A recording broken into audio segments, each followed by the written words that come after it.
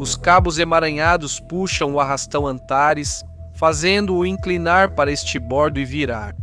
O submarino arrasta o arrastão virado pela superfície até puxar o Antares para debaixo d'água e os cabos se partirem.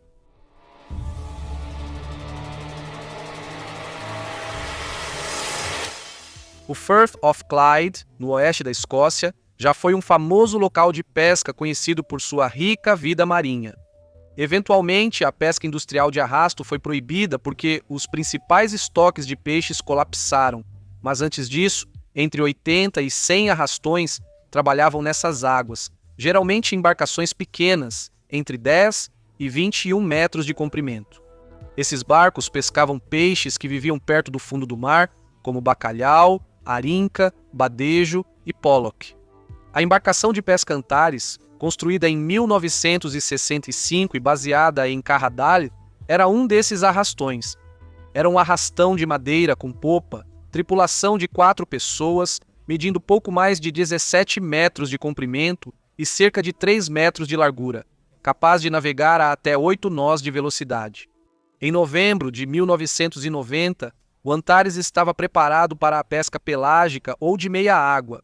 A pesca no Firth of Clyde era recompensadora, mas perigosa, com águas profundas, correntes fortes e marés traiçoeiras que exigiam navegação cuidadosa. Era também uma área importante para a Marinha Britânica. A base naval de Sua Majestade, Clyde, em Fast Lane, no Garlock, era uma importante base da Marinha Real e o centro da frota de submarinos nucleares britânicos, incluindo alguns armados com mísseis Trident. A base abrigava vários esquadrões de submarinos, tanto nucleares quanto a diesel. Um deles era o submarino de ataque da classe Trafalgar HMS Trenchant, que transportava 120 tripulantes. O Trenchant era um submarino nuclear com 82 metros de comprimento, 9 metros de largura, incluindo aletas de controle, e 15 metros de altura, do topo da torre de comando até a quilha. No dia 12 de novembro de 1990, o HMS Trenchant deixa a base de submarinos Clyde, em Faslane, para servir como navio de treinamento para 6 oficiais alunos que estão fazendo o curso de comando de submarino. Esse curso, conhecido como Curso Perry Share, é o programa mais rigoroso da Marinha para testar se os oficiais estão aptos a comandar um submarino.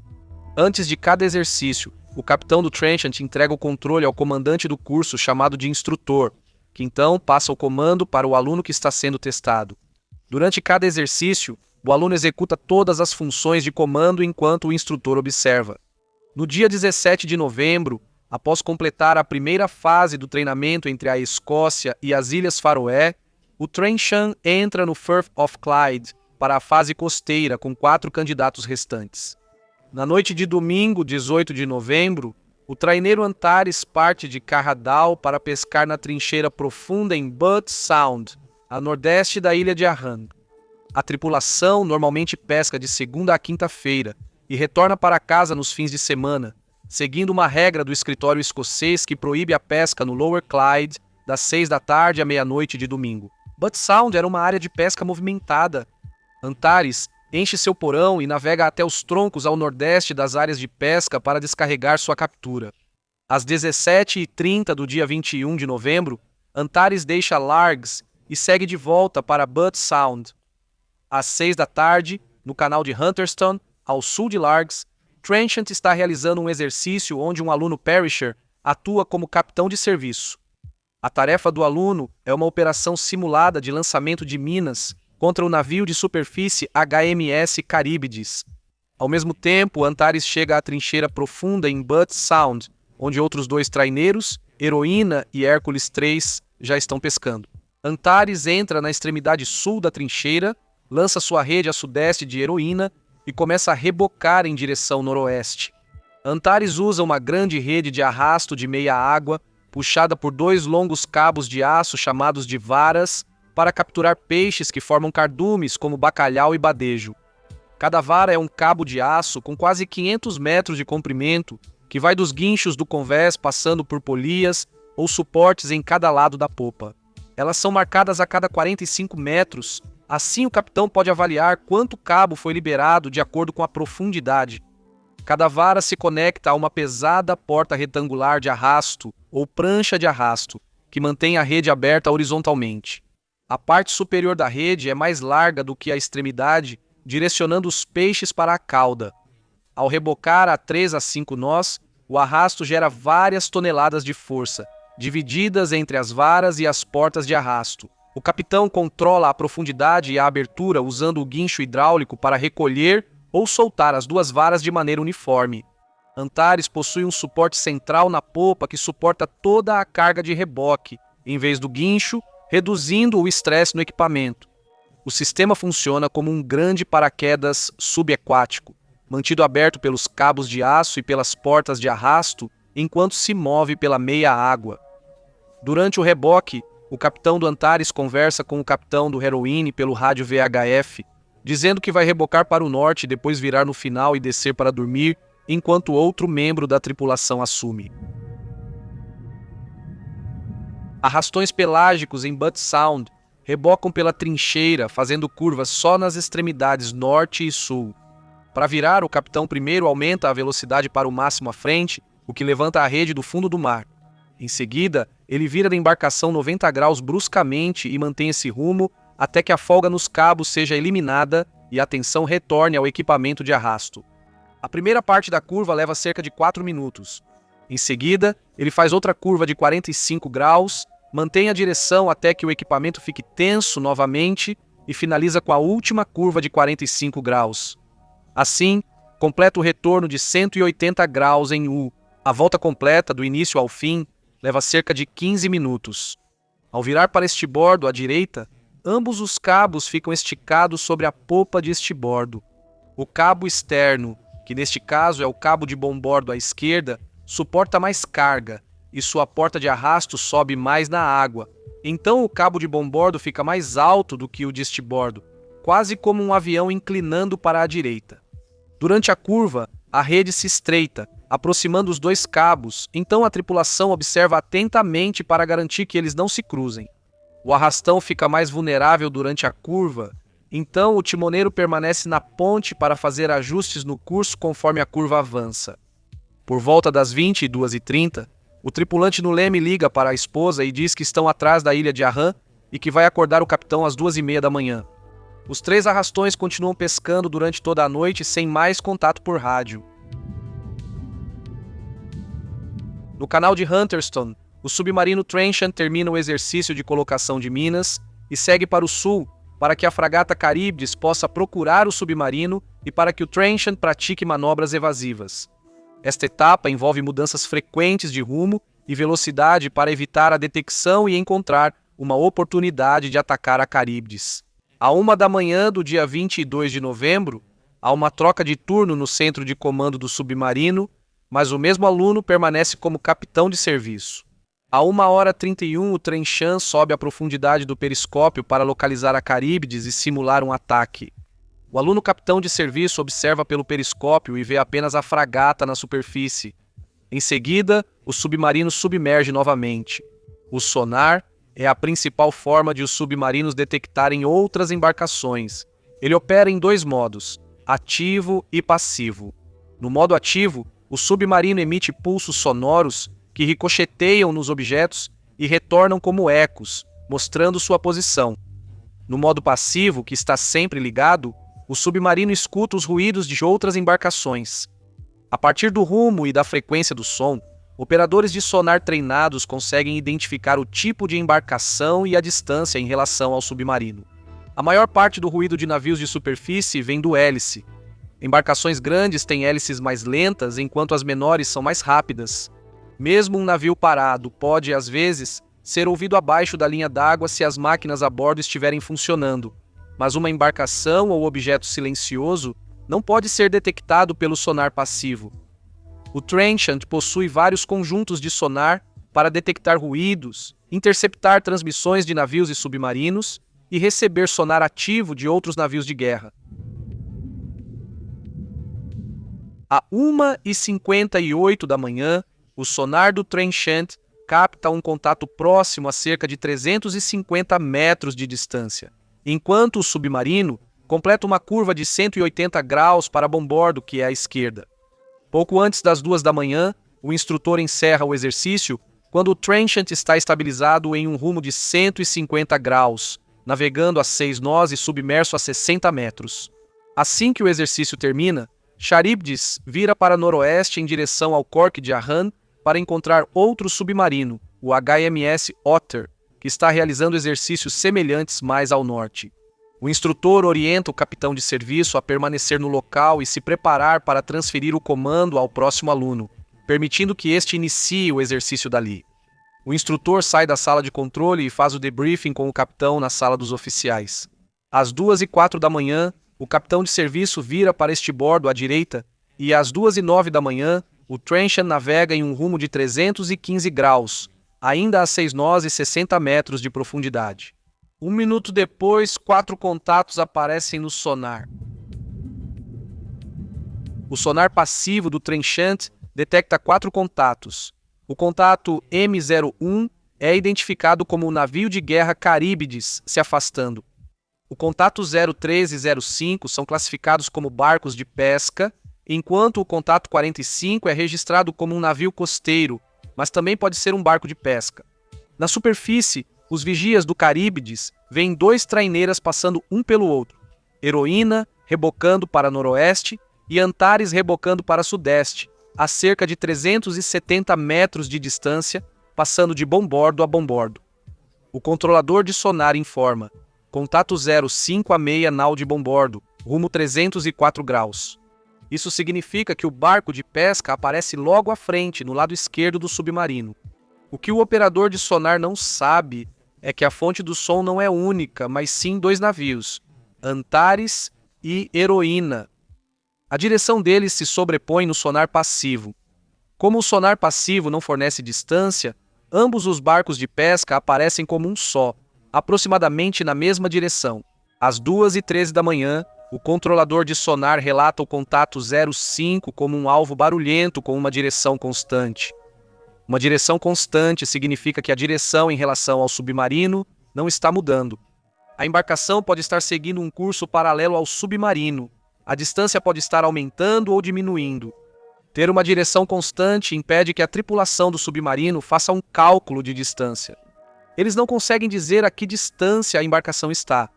Para calcular a distância, eles têm ordens permanentes que exigem uma manobra de medição. Eles precisam mudar o rumo ou a velocidade para forçar a mudança de direção, mas não mudam nem o rumo nem a velocidade. Às 2h16 da manhã, o contato 05 é reportado a 306 graus, mudando lentamente para a direita e marcando 35 decibéis no medidor de ruído. Nesse momento, Antares está fazendo sua curva habitual para o extremo sul do seu arrasto, acelerando para levantar sua rede. Às 2h17 da manhã, o rumo do contato 05 passa de 306 graus para 322 graus. O som fica mais alto e o operador de sonar informa que está se movendo rapidamente para a direita. Enquanto o capitão de plantão passa o comando para o próximo aluno na fila para substituí-lo, ele reage aos relatórios do sonar sobre um contato próximo a estibordo, à direita deles, e ordena 15 graus no leme de bombordo, uma curva para a esquerda. Em seguida, ele aumenta essa curva para 30 graus. Às 2h18 da manhã, Trenchant com rumo 300 graus na bússola e o contato 05 com rumo 355 graus na bússola passam um pelo outro a uma distância mínima de superfície de cerca de 180 metros. Na superfície, o vigia da Heroína vê a Antares girando a estibordo para a direita para iniciar outro reboque em direção noroeste.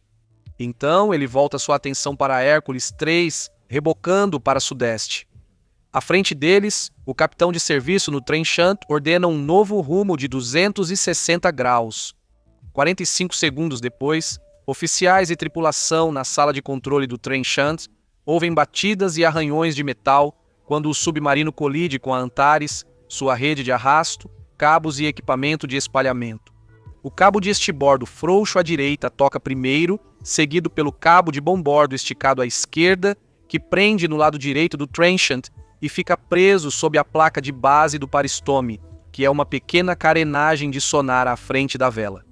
Em segundos, os cabos emaranhados puxam a Antares para a direita, virando-a de cabeça para baixo. A água do mar invade rapidamente pela janela aberta da casa do leme de estibordo. O Trenchant arrasta o arrastão virado ao contrário pela superfície até que ele é puxado para debaixo d'água e os cabos se rompem. A Antares reaparece de cabeça para baixo, com apenas a proa visível. O operador do sonar imediatamente informa que uma rede de arrasto provavelmente foi enganchada. O capitão de serviço dá a ordem para parar os motores. No momento do impacto, o oficial de navegação marca a posição do Trenchant como 55 graus, 39 minutos e 5 segundos norte, 5 graus, 3 minutos e 3 segundos oeste, com um rumo estimado entre 285 e 289 graus. O oficial de serviço ordena à tripulação que se prepare para retornar à profundidade de periscópio, iniciando um procedimento padrão. Todos se posicionam em seus postos e aguardam instruções. 45 segundos após a colisão, o professor e o capitão do Trenchant entram na sala de controle após ouvirem o barulho e o oficial de navegação os informa sobre a situação. Após uma avaliação rápida às 2h22 da manhã, o professor assume o comando do capitão de plantão e ordena avante devagar a 5 nós, com 30 graus de leme a bombordo, o que coloca o Trenchant em um rumo de 090 graus. Durante esse tempo, o submarino sobe para uma profundidade de 37 metros. O professor adia a imersão até ter certeza de que não há embarcações de superfície acima deles. A tripulação verifica contatos de superfície e tenta localizar novamente o contato 05, mas não consegue vê-lo no sonar. Antes que o Trenchant estabilize no rumo 090 graus, o operador do telefone subaquático capta um som descrito como uma perturbação do mar, seguido por um breve zumbido de uma hélice acelerando, que dura apenas 5 ou 6 segundos, o som do Antares afundando. Às 2h39 da manhã, após se afastar de possíveis contatos na superfície, o Trenchant sobe à profundidade do periscópio. O professor examina a área e vê 2 barcos de pesca próximos um do outro, Heroína e Hércules III, mas nenhum sinal de qualquer outro contato próximo ao submarino. Eles erguem o mastro de rádio e entram em contato com Caríbides para perguntar se algum barco de pesca relatou problemas. Caríbides responde que não ouviram nada em comum. O professor então devolve o controle ao capitão do Trenchant para terminar a imersão. Na superfície, o vigia do barco de pesca Heroína e o capitão do Hércules III conversam pelo VHF. Eles não conseguem ver a luz do Antares, nem conseguem ver a embarcação no radar. Eles presumem que ela se moveu para o sul, saindo da área, e continuam pescando. O tempo está calmo, com ventos leves e variáveis, céu limpo e visibilidade de cerca de 7 milhas náuticas. A temperatura do mar está em torno de 11 graus Celsius e a temperatura do ar está por volta de 6 graus Celsius. Não há corrente de maré significativa na área. Às 2h52, o Trenchant emerge sob comando do capitão. A tripulação inspeciona a embarcação e encontra um fio com um pedaço de corrente enrolado na cúpula de Paris do submarino. O fio vai do lado de estibordo, onde a corrente está embutida no plástico reforçado com vidro da cúpula. Ele contorna a frente da cúpula, mergulha na água pelo lado de bombordo e se estende para trás sob forte tensão. A tripulação do Trenchant usa um alicate de corte. A maior parte do fio e da rede é cortada e cai no fundo do mar. O fio e a corrente restantes são mantidos como evidência. O professor entra em contato com Caríbides novamente para perguntar se algo incomum foi visto ou ouvido. A resposta é negativa. Ele então transmite no VHF, canal 16 e outros canais, chamando os 2 barcos de pesca que viu anteriormente ao sul das cumbres. O vigia da Heroína ouve a chamada, mas a ignora, presumindo que seja para outros barcos, já que a Heroína já está ao norte das cumbres. Por volta das 3h15 da manhã, após não ouvir nada no rádio, o professor relata o ocorrido à sala de operações da Fast Lane. Ele informa que o Trenchant colidiu com uma rede de arrasto, mas acredita que o barco de pesca envolvido está seguro. Às 4h10, a sala de operações da Fastlane envia os relatórios ao Centro de Coordenação de Resgate Marítimo de Clyde. O Centro de Resgate de Clyde tenta obter mais detalhes e transmite pelo canal 16 do VHF para todas as embarcações de pesca ao sul de Cumbres, mas ninguém responde. Às 4h15 da manhã, o oficial de operações da Fastlane liga para o secretário da Associação de Pescadores de Clyde para relatar o incidente. Trenchant permanece na superfície enquanto o capitão avalia a situação. Um dos dois traineiros próximos passa perto, mas as duas embarcações não entram em contato uma com a outra. Às 5h em ponto, com condições de superfície calmas, sem sinais de socorro e apenas danos leves, o capitão decide continuar o exercício de treinamento. Eles notificam Fastlane, então Trenchant submerge e retoma suas operações. Mais tarde, naquela manhã, o secretário da Associação dos Pescadores de Clyde verifica os portos locais em busca de notícias da embarcação envolvida, mas ninguém sabe de nenhum incidente. Às 8h47, ele liga novamente para o Centro de Resgate de Clyde, pedindo que identifiquem a embarcação envolvida e confirmem se estão seguros. O Centro de Resgate de Clyde começa a contatar os barcos de pesca na área. Às 9h43 da manhã, após falar com o capitão do Heroine, eles percebem que o Antares pode estar desaparecido. Eles tentam entrar em contato com o Antares, mas não obtêm resposta. Eles procuram no porto e não encontram nada. O centro de resgate pede à Estação Aérea Naval Real em Prestwick que envie um helicóptero para vasculhar a área ao sul de Garrock Head.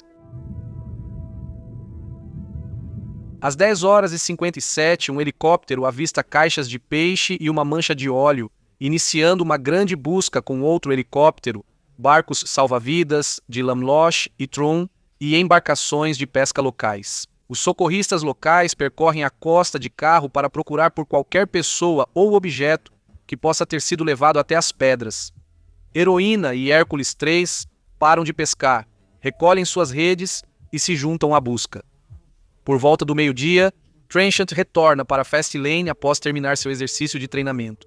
Menos de uma hora antes de atracar, a tripulação descobre que um barco de pesca desapareceu. Charybdis está seguindo para o sul após completar seu exercício com o HMS Lontra, sendo chamada de volta para ajudar nas buscas. Às 13h20, Charybdis chega à área e assume como coordenador da cena. A embarcação de pesca, Britannia, relata outra mancha de óleo. Heroína e Hércules 3 vão até essa posição para realizar uma busca com sonar pelo Antares. Por volta das 14h, eles encontram um novo naufrágio no fundo do mar, na posição 55 graus, 39 minutos e 5 segundos norte, 5 graus, 3 minutos e 5 segundos oeste. 30 minutos depois, Charybdis recebe as coordenadas e marca o local com uma boia de superfície. A busca por sobreviventes segue na superfície e costa, com 40 embarcações de resgate e 33 barcos de pesca. No dia 23 de novembro, o navio auxiliar marítimo Real Torreador confirma que o naufrágio é o Antares. Ele está a cerca de 150 metros abaixo da linha d'água, voltado para o nordeste, repousando sobre o lado de estibordo. A perda do Antares é um dos casos mais detalhadamente documentados, envolvendo um submarino da Marinha Real. A investigação oficial levou a um conjunto de diretrizes de segurança que agora se aplicam a todos os submarinos da Marinha Real e estrangeiros que operam em águas britânicas. O relatório concluiu que a única causa da colisão foi uma falha parcial na estrutura e nos padrões de vigilância a bordo do Trincheiras. Entre 1980 e 1990, o Departamento de Investigação de Acidentes Marítimos e a Marinha Real registraram mais de 15 emaranhamentos de submarinos com redes de arrasto, na maioria das vezes resultando em danos ao equipamento e não em perda de vidas ou da embarcação. 2 tripulantes foram encontrados dentro dos destroços, um terceiro logo do lado de fora, e o quarto foi recuperado na rede de um barco de pesca cerca de 5 meses depois.